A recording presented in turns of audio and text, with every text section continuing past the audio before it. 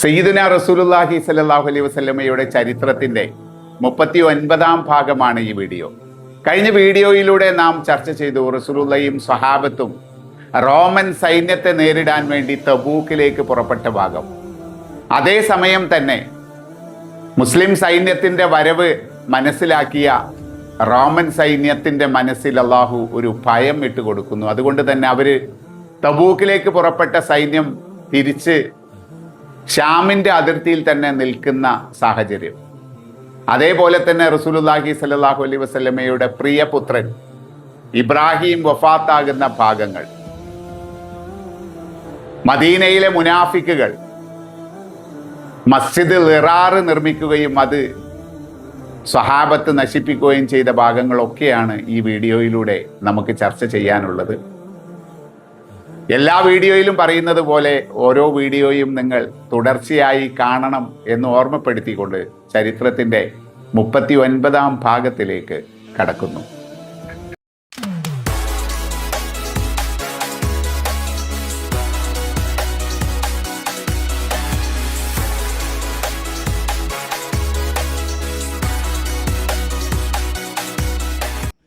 പ്രവാചകൻ സല്ലല്ലാഹു അലൈഹി വസല്ലമയും സഹാബത്തും ലോകശക്തികളായ റോമ സാമ്രാജ്യത്തെ നേരിടാൻ തബൂക്കിലേക്ക് പുറപ്പെട്ടു.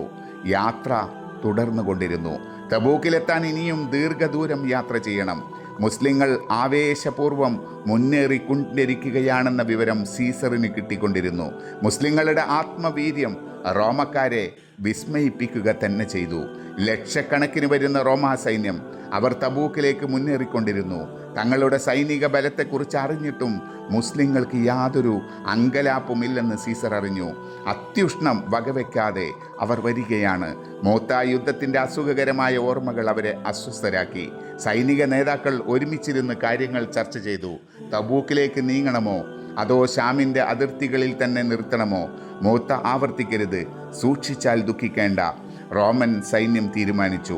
സുദീർഘമായ ചർച്ചകൾക്ക് ശേഷം തീരുമാനമെടുത്തു. ഷാമിലെ കോട്ടകളിൽ സൈന്യത്തെ നിർത്തുക, തബൂക്കിലേക്ക് നീങ്ങേണ്ടതില്ല. മുസ്ലിം സൈന്യത്തെക്കുറിച്ച് അള്ളാഹു ശത്രുക്കളുടെ മനസ്സിൽ ഭീതി നിറച്ചു. സുദീർഘമായ യാത്ര അവസാന ഘട്ടത്തിലെത്തി. മോത്ത യുദ്ധത്തിൻ്റെ സ്മരണകൾ ഉയരുന്നു. ഒടുവിൽ തബൂക്ക്, വിജനമായ തബൂക്ക്, അവിടെ താവളമടിക്കാൻ കൽപ്പിച്ചു. നിരവധി തമ്പുകൾ ഉയർന്നു. ആഹാരം പാകം ചെയ്യാനുള്ള ഒരുക്കം.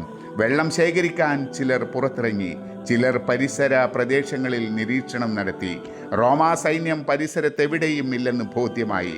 പരിസര പ്രദേശത്തെ ഭരണാധികാരികളുമായി ബന്ധപ്പെടാൻ നബി തങ്ങൾ തീരുമാനിച്ചു. ഐല എന്ന പ്രദേശം വളരെ അടുത്താണ്. അവിടുത്തെ ഭരണാധികാരിയാണ് യോഹന്നാൻ ഇബ്നു റോയിയ. യോഹന്നാന്റെ സമീപത്തേക്ക് പ്രവാചകൻ ഒരു ദൂതനെ അയച്ചു. ദൂതന് ആദരവോട് കൂടിയ സ്വീകരണമാണ് ലഭിച്ചത്. ജർബാ എന്ന പ്രദേശത്തെ ഭരണാധികാരിയുടെ സമീപത്തേക്കും ഉദുറുജ് എന്ന പ്രദേശത്തെ ഭരണാധികാരിയുടെ കൊട്ടാരത്തിലേക്കും നബി ദൂതന്മാരെ അയച്ചു. യോഹന്നാൻ നബി തങ്ങളെ സന്ദർശിക്കാൻ വന്നു. വെളുത്ത ഒട്ടകത്തെ സമ്മാനിച്ചു. യോഹന്നാൻ ഇസ്ലാം മതം സ്വീകരിക്കാൻ തയ്യാറായില്ല. പ്രവാചകൻ സല്ലല്ലാഹു അലൈഹി വസല്ലമയിൽ നിന്നും സംരക്ഷണ കരാർ കിട്ടുകയും വേണം. വമ്പിച്ച സൈന്യവുമായി വന്ന നബി തങ്ങൾ യോഹന്നാനുമേൽ യാതൊരു സമ്മർദ്ദവും ചെലുത്തിയില്ല. കപ്പം കൊടുക്കണമെന്ന കരാറിൽ സംരക്ഷണ പത്രം എഴുതി കൊടുക്കുകയാണ് ചെയ്തത്. കരാർ പത്രത്തിലെ വാചകങ്ങൾ നോക്കൂ. പരമകാരുണികനും കരുണാവിധിയുമായ അള്ളാഹുവിൻ്റെ തിരുനാമത്തിൽ ഐല നിവാസിയായ യോഹന്നാൻ ഇബ്നു റോയിയക്ക് അള്ളാഹുവിൻ്റെ ദാസനും പ്രവാചകനുമായ മുഹമ്മദ് എഴുതിക്കൊടുത്ത സമാധാന കരാർ. കരയിലും കടലിലും സഞ്ചരിക്കുന്ന യോഹന്നാൻ്റെ വാഹനങ്ങൾക്ക് അള്ളാഹുവിൻ്റെയും പ്രവാചകൻ്റെയും പേരിൽ സംരക്ഷണം ഉറപ്പു നൽകുന്നു. ഐല ദേശക്കാരെ പോലെ യമനിലെയും ഷാമിലെയും ജനങ്ങൾക്ക്, തീരവാസികൾക്കും സംരക്ഷണം ഉറപ്പു നൽകുന്നു. വല്ലവരും വിപ്ലവത്തിന് ഒരുങ്ങിയാൽ അവർക്ക് സംരക്ഷണം നഷ്ടപ്പെടും. മുഹമ്മദിന് അവരെ പിടികൂടി ശിക്ഷിക്കാവുന്നതാണ്. പാനം ചെയ്യുന്ന ജലാശയങ്ങൾക്കും സംരക്ഷണമുണ്ട്. നബി തങ്ങൾ ഒരു പുതപ്പ് യോഹന്നാന് സമ്മാനിച്ചു. അതൊരു സന്തോഷ പ്രകടനമായിരുന്നു. വർഷം തോറും 300 ദീനാർ കപ്പം നൽകാമെന്ന ഉടമ്പടിയിൽ യോഹന്നാൻ മടങ്ങിപ്പോയി. ജർബാ ഭരണാധികാരിയും ഉദുറുജ് ഭരണാധികാരിയും ഇതുപോലെ സംരക്ഷണ കരാറുകൾ നേടി. ഇനി നാം ശാന്തമായൊന്ന് ചിന്തിച്ചു നോക്കണം. ദീർഘദൂരം യാത്ര ചെയ്തു വന്ന ധീരന്മാരുടെ പട അവരുടെ നിശ്ചയദാർഢ്യത്തിനു മുമ്പിൽ സീസറിൻ്റെ വൻ സൈന്യം പേടിച്ച് പിന്മാറിപ്പോയി. ആ സൈന്യത്തിൻ്റെ തലവനായ നബി തങ്ങൾ ദുർബലനായ യോഹന്നാൻ എന്ന ഭരണാധികാരിയോട് എങ്ങനെയാണ് പെരുമാറിയത്? നിസ്സാരമായ ഒരു സംഖ്യ വാർഷിക കപ്പമായി നൽകാമെന്ന വ്യവസ്ഥയിൽ സംരക്ഷണ കരാർ നൽകിയാണ് ചെയ്തത്. ആ രാജ്യത്തെ ആക്രമിച്ചില്ല, കാരണം അതൊരു ദുർബല രാഷ്ട്രമായിരുന്നു. അവരുടെ ധനം പിടിച്ചടക്കിയില്ല, കാരണം അവർ നിസ്സഹായരായിരുന്നു. അവരുടെ സ്നേഹബന്ധം നിലനിർത്താനും അവർക്ക് സംരക്ഷണം നൽകാനുമാണ് നബി തങ്ങൾ തുനിഞ്ഞത്. ഷാം അതിർത്തിയിലെ പല ഗോത്രങ്ങളുമായി ഇതുപോലെ കരാറുണ്ടാക്കി. അത് കാരണം ഇസ്ലാം അവിടെ പ്രചരിച്ചു. ഇസ്ലാം മത പ്രചരണത്തിന് വാൾ ഉപയോഗിച്ചില്ല, സ്വയരക്ഷയ്ക്ക് മാത്രമേ വാൾ ഉപയോഗിച്ചുള്ളൂ. ധൂമത്തുൽ ജന്തൽ സമൃദ്ധമായ പ്രദേശം. അവിടെ ഒരു ക്രൈസ്തവ രാജാവാണ് ഭരണാധികാരി. പേര് ഉഖൈദ് റുബിനു അബ്ദുൽ മലിക്. ഇസ്ലാമിൻ്റെ ശത്രുവാണ്. റോമക്കാരുമായി സ്നേഹബന്ധത്തിലാണ്. റോമക്കാർ ധൂമത്തുൽ ജന്തൽ വഴി വരാൻ സാധ്യതയുണ്ട്. അതിർത്തി പ്രദേശത്തെ ഭരണാധികാരികളുമായി സന്ധി ചെയ്തുകൊണ്ട് പ്രയോജനമുണ്ടാക്കണമെങ്കിൽ ഉഖൈദറിനെ നിലക്ക് നിർത്തണം. ഉഖൈദറുമായി ഒരു സന്ധി ഉണ്ടാക്കണം. ബലപ്രയോഗത്തിലൂടെ മാത്രമേ അത് നടക്കുകയുള്ളൂ. നബി തങ്ങൾ 500 യോദ്ധാക്കളെ അങ്ങോട്ട് അയക്കാൻ തീരുമാനിച്ചു. ഖാലിദ് ബിനുൽ വലീദ് റളിയല്ലാഹു അൻഹുവിനെ സൈന്യാധിപനായി നിയോഗിച്ചു. തബൂക്കിൽ 20 ദിവസത്തെ താമസത്തിന് ശേഷം നബി തങ്ങൾ അനുയായികളോടൊപ്പം മദീനയിലേക്ക് തിരിച്ചു. ഖാലിദ് റളിയല്ലാഹു അൻഹു 500 പേരോടൊപ്പം ധൂമത്തുൽ ജന്തലിലേക്ക് നീങ്ങി.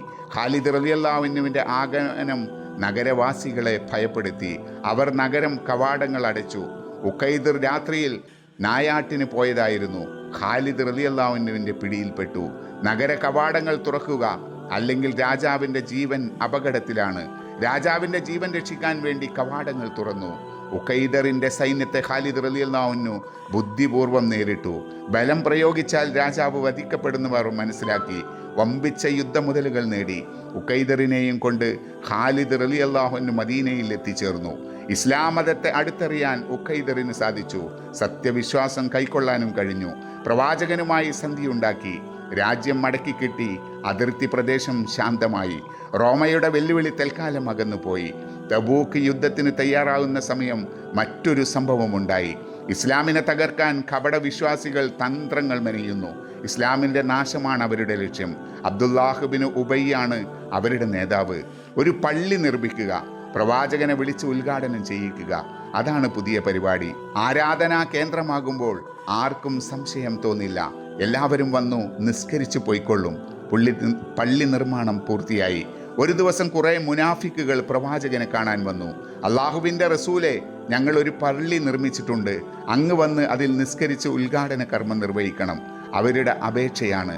ഞാൻ തബൂക്ക് യുദ്ധത്തിൻ്റെ തിരക്കിലാണ്, യുദ്ധം കഴിഞ്ഞ് മടങ്ങി വന്നിട്ട് പള്ളിയിൽ വരാം. അവർ മടങ്ങിപ്പോയി. തബൂക്ക് യുദ്ധം കഴിഞ്ഞ് മടങ്ങി വരികയോ? അതുണ്ടാകില്ല. സീസറിൻ്റെ ലക്ഷക്കണക്കായ സൈന്യം അവരുടെ മുമ്പിൽപ്പെട്ടാൽ രക്ഷ കിട്ടുമോ? ഇതു നാശത്തിലേക്കുള്ള പോക്കാണ്. ഇതോടെ തീരും. പിന്നെ മദീനയിൽ രാജാവായി വാഴുന്നത് അബ്ദുല്ലാഹ് ബിൻ ഉബയ്യ് ആയിരിക്കും. മുനാഫിക്കുകൾ വ്യാജ മുസ്ലിങ്ങളായി ജീവിക്കുന്നു. തബൂക്കിലേക്ക് അവരില്ല. അവർ മദീനയിൽ തങ്ങി ഇസ്ലാമിൻ്റെ നാശം കാണാൻ കാത്തിരുന്നു. അള്ളാഹുവിൻ്റെ വിധി മറിച്ചായിരുന്നു. യുദ്ധമില്ലാതെ വിജയം. ആ വിജയവുമായി പ്രവാചകൻ സല്ലല്ലാഹു അലൈഹി വസല്ലമ വരുന്നു. മുനാഫികകൾക്ക് വെപ്രാളം. അവർ പള്ളിയിൽ ഒരുമിച്ച് കൂടി. തബൂക്ക് യുദ്ധത്തിൽ പങ്കെടുക്കാത്തതിന് എന്തെങ്കിലും പ്രതികാര നടപടികൾ സ്വീകരിക്കുമോ? ഉൾഭയത്തോടെ ഇരിക്കുകയാണ്. അപ്പോൾ ഒരു കൂട്ടം മുസ്ലിങ്ങൾ അവിടേക്ക് വരുന്നു. അവർ സായുധരാണ്. എന്തിനുള്ള പുറപ്പാടാണെന്ന് ആദ്യം മനസ്സിലായില്ല. കപടവിശ്വാസികളുടെ പള്ളി ചുട്ടുകരിച്ചു. മുനാഫിക്കുകൾ ഞെട്ടിത്തെറിച്ചു. ശാന്തശീലനായ പ്രവാചകൻ ഇത്രയും കടുത്ത നടപടികൾ സ്വീകരിക്കുമോ? കടുത്ത നടപടികളുടെ തുടക്കമായിരുന്നു അത്. ബാക്കി പിന്നാലെ വരികയാണ്. പ്രവാചകൻ സല്ലല്ലാഹു അലൈഹി വസല്ലമയുടെ നിർദ്ദേശപ്രകാരം തകർത്ത് കളഞ്ഞ പള്ളി ചരിത്രത്തിൽ മസ്ജിദുൽ ലിറാർ എന്ന പേരിൽ അറിയപ്പെടുന്നു. അബൂ ആമിർ എന്ന പേരായ ഒരു ക്രൈസ്തവ പുരോഹിതൻ മദീനയിൽ ജീവിച്ചിരുന്നു. ഹിജ്റയ്ക്ക് മുമ്പ് തന്നെ അയാൾ അവിടെയുണ്ട്. മദീനക്കാർക്ക് അയാളെ വലിയ ബഹുമാനമായിരുന്നു. നബിതങ്ങൾ മദീനയിൽ എത്തിയതോടെ അബൂ ആമിറിൻ്റെ മട്ടുമാറി. ജനങ്ങളെ തൻ്റെ വാചാലത കൊണ്ട് വശീകരിക്കുകയും കാര്യങ്ങൾ നേടിയെടുക്കലുമായിരുന്നു ഇതുവരെ ചെയ്തിരുന്നത്. പ്രവാചകൻ സല്ലല്ലാഹു അലൈഹി വസല്ലമ സത്യത്തിൻ്റെ പ്രകാശവുമായി വന്നതോടെ ആളുകളുടെ ശ്രദ്ധ അങ്ങോട്ട് തിരിഞ്ഞു. അബൂ ആമിർ ഇസ്ലാമിൻ്റെ ശത്രുക്കളുടെ പക്ഷം കൂടി. അയാൾ രഹസ്യമായി മുസ്ലിങ്ങൾക്കെതിരെ പ്രവർത്തിച്ചു കൊണ്ടിരുന്നു. വേദക്കാരനായ പുരോഹിതൻ വിഗ്രഹാരാധകരുമായി കൂട്ടിച്ചേർന്നു. ഉഹദിൽ അയാൾ വിഗ്രഹാരാധകരെ ബുദ്ധിപരമായി സഹായിച്ചു. മസ്ജിദുൽ ഇറാറിന്റെ നിർമ്മാണത്തിലും അബൂ ആമിർ കാര്യമായ പങ്കുവഹിച്ചു. കപടവിശ്വാസികളുമായി നിരന്തരം ബന്ധപ്പെട്ടുകൊണ്ടിരുന്നു. പള്ളി ഗൂഢാലോചനയുടെ കേന്ദ്രമാക്കാൻ അബൂ ആമിർ മുനാഫിക്കുകളെ ഉപദേശിച്ചു. അബൂ ആമിർ നേരത്തെ റോമിൽ ചെന്ന് സീസറിനെയും കണ്ടിരുന്നു. സീസറിനെ ഇസ്ലാമിന് എതിരെ തിരിച്ചുവിടാനും ശ്രമിച്ചു. തൻ്റെ പ്രവർത്തനങ്ങളൊന്നും പ്രതീക്ഷിച്ച ഫലം കിട്ടാതെ വന്നപ്പോൾ അബൂ ആമിർ കടുത്ത ദുഃഖത്തിലാണ്ടു. തബൂക്ക് യുദ്ധം കഴിഞ്ഞ് 2 മാസം കഴിഞ്ഞപ്പോൾ അബ്ദുല്ലാഹിബ്നു ഉബയ്യിന് രോഗം വന്നു. തൻ്റെ മനക്കോട്ടകൾ ഒന്നാകെ തകർന്നുപോയി. മുസ്ലിങ്ങൾ വൻ വിജയം കൊയ്തു. നിരാശയും ദുഃഖവും അയാളുടെ മനസ്സ് തളർത്തി. ആ രോഗത്തിൽ അയാൾ മരണപ്പെട്ടു. മുനാഫിക്കുകൾക്ക് പിന്നെ പിടിച്ചു നിൽക്കാനായില്ല. ഇസ്ലാമിലേക്ക് മടങ്ങി വരികയല്ലാതെ മറ്റൊരു വഴിയും ഇല്ലാതെയായി. ഇബ്രാഹിം എന്ന കുഞ്ഞിന് 6 മാസം ആ സമയത്ത് പ്രായമായിരുന്നു. നബി തങ്ങളുടെ രൂപസാദൃശ്യം ആ മകനുണ്ട്. എല്ലാവർക്കും ആ കുഞ്ഞിനോട് എന്തെന്നില്ലാത്ത സ്നേഹം. ഉമ്മാക്ക് പൊന്നുമോനെ പിരിഞ്ഞിരിക്കാൻ വയ്യ. മാരിയത്തുൽ ഖിബിത്തിയെയാണ് ഇബ്രാഹീമിൻ്റെ മാതാവ്. മാരിയത്ത് റളിയല്ലാഹു അൻഹ ഈജിപ്തുകാരിയാണ്. പിതാവിന് മോനെ കണ്ടുകൊണ്ടിരിക്കണം, എപ്പോഴും കുട്ടിയെ എടുത്തോമനിക്കാൻ മോഹം. പക്ഷേ അതിന് പറ്റില്ലല്ലോ. എന്തെല്ലാം കാര്യങ്ങൾ നോക്കണം. എന്നാലും കൂടെ ഓടിവരും മോനെ കാണാൻ. ഖാസിമും അബ്ദുള്ളയും നേരത്തെ മരണപ്പെട്ടുപോയി. ആ ദുഃഖം ഇന്നും മനസ്സിലുണ്ട്. അവരെക്കുറിച്ച് ഓർക്കുമ്പോൾ ഖദീജ റളിയല്ലാഹുവിനെയും ഓർത്തുപോകും. അക്കാലമെല്ലാം കടന്നുപോയി. ഇന്ന് ഇബ്രാഹീമിൻ്റെ മുഖം കാണുമ്പോൾ മനസ്സിൽ ആഹ്ലാദം നിറയുന്നു. ഒരു പിതാവിൻ്റെ ആനന്ദം അറിയുന്നു. പ്രവാചകന് പുത്രനോടുള്ള അളവറ്റ സ്നേഹം എല്ലാവർക്കും അറിയാം. പ്രവാചക പത്നിമാരും കുഞ്ഞിനെ സ്നേഹിക്കുന്നു. പിന്നെയും ചില മാസങ്ങൾ കടന്നുപോയി. ഇബ്രാഹീമിന് രോഗം വന്നു. പ്രവാചകന്റെ സമീപത്തായിരുന്നു മോൻ. രോഗം വന്ന് അവശനായപ്പോൾ കുട്ടിയുടെ ഉമ്മയുടെ അടുത്തേക്ക് അയച്ചു. വെപ്രാളത്തോടെ ഉമ്മ കുഞ്ഞിനെ സ്വീകരിച്ചു. കുഞ്ഞിന് മരുന്ന് കൊടുത്തു. രോഗത്തിന് ഒരു കുറവുമില്ല. കുട്ടിയുടെ അവശത വർദ്ധിച്ചു കൊണ്ടിരുന്നു. നബി തങ്ങൾ വലിയ തിരക്കിലായിരുന്നു. പല ഭരണകാര്യങ്ങളും നോക്കേണ്ട സന്ദർഭം. ഉന്നതരായ ഉദ്യോഗസ്ഥരുമായി ചർച്ച നടക്കുന്നു. തബൂക്കിന് ശേഷം അന്തരീക്ഷം പൊതുവെ ശാന്തമാണ്. അറേബ്യയിൽ ഒരു ഗോത്രവും മുസ്ലിങ്ങൾക്കെതിരെ യുദ്ധത്തിന് തയ്യാറായില്ല. പുറത്തു നിന്നുള്ള ആക്രമണങ്ങളുടെ സൂചനയുമില്ല. അതുകൊണ്ട് ആഭ്യന്തര കാര്യങ്ങൾ ശ്രദ്ധിക്കാൻ സമയം കിട്ടി. ഭരണകാര്യങ്ങൾ, കുടുംബകാര്യങ്ങൾ, ചില ദൗത്യ സംഘങ്ങൾ വന്നിട്ടുണ്ട്. അവരെ സ്വീകരിക്കണം, സംസാരിക്കണം. വേറെ സന്ദർശകരുമുണ്ട്, പല അത്യാവശ്യ കാര്യങ്ങളുമായി വന്നവർ. അങ്ങനെ തിരക്ക് പിടിച്ച വേളയിലാണ് ഒരു ദൂതൻ ഓടി വന്നത്. ആ ദുഃഖവാർത്ത പ്രവാചകനെ അറിയിച്ചു. പൊന്നുമോന് രോഗം കൂടുതലാണ്. പ്രവാചകൻ സല്ലല്ലാഹു അലൈഹി വസല്ലമ അമ്പരന്നു. മനസ്സിൽ ദുഃഖം കുമിഞ്ഞുകൂടി. മകൻ്റെ മുഖം മനസ്സിൽ തെളിഞ്ഞു നിൽക്കുന്നു. പതറിപ്പോകരുത്, മനസ്സിൻ്റെ നിയന്ത്രണം വിടരുത്. എന്നിട്ടും ദുഃഖം സഹിക്കാനാകുന്നില്ല. ചുറ്റും നോക്കി പല സ്വഹാബികളും അവിടെ നിൽപ്പുണ്ട്. കുട്ടിയുടെ രോഗവാർത്ത പുറത്തെറിഞ്ഞു തുടങ്ങി. അബ്ദുറഹ്മാൻ ഇബ്നു ഔഫ് റളിയല്ലാഹു അൻഹു, പ്രസിദ്ധനായ സ്വഹാബി വര്യൻ. നബി തങ്ങൾ ആ സ്വഹാബി വര്യൻ്റെ കരം പിടിച്ച് എന്നിട്ട് മുമ്പോട്ട് നടന്നു. മഷ്അത്തു ഉമ്മി ഇബ്രാഹിം എന്ന സ്ഥലം. അവിടെ ഈത്തപ്പന തോട്ടത്തിന് സമീപം ഒരു വീട്. ആ വീട്ടിലാണ് മാരിയത്തുൽ ഖിബിത്തിയ റളിയല്ലാഹു അൻഹുവിൻ്റെ താമസം. പ്രവാചകൻ ആ വീട്ടിലേക്ക് കയറി. മാതാവിൻ്റെ മടിയിൽ കിടക്കുകയാണ് കുഞ്ഞ്. എന്തൊരു കിടപ്പ്!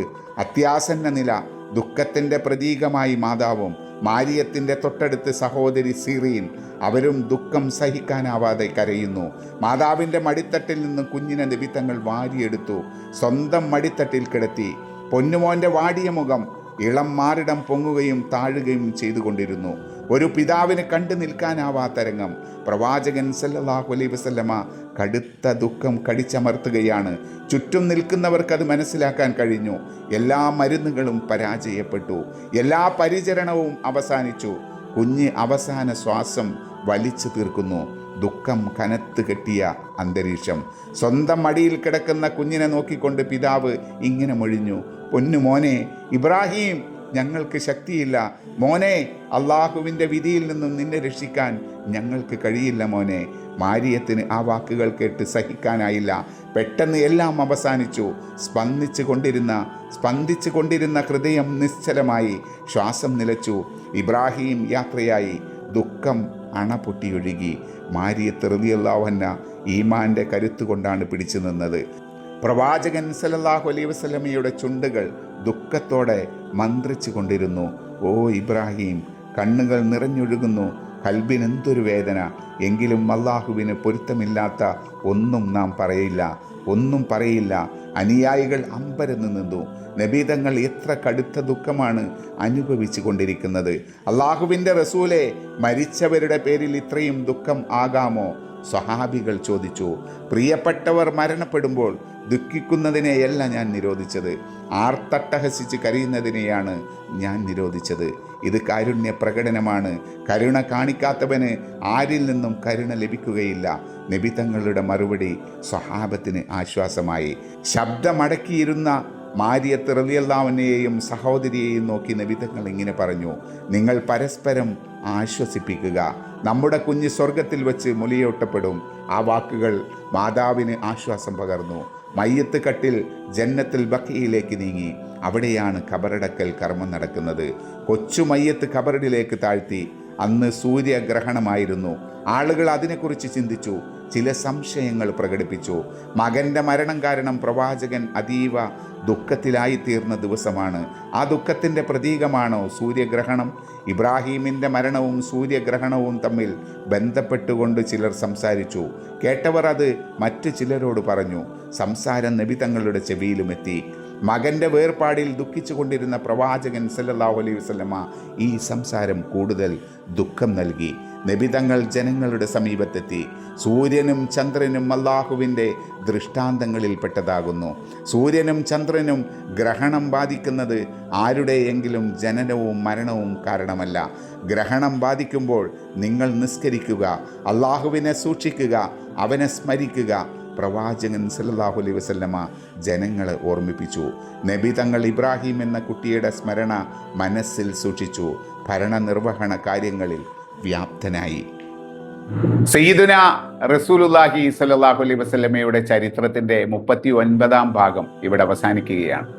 അടുത്ത വീഡിയോയിലൂടെ നമുക്ക് ചർച്ച ചെയ്യാനുള്ളത് ഹിജ്റ 10-ാം വർഷം റസൂലുള്ളാഹിയും സ്വഹാബത്തും വിശുദ്ധ ഹജ്ജ് കർമ്മത്തിന് പുറപ്പെടുന്ന ഭാഗങ്ങളാണ്.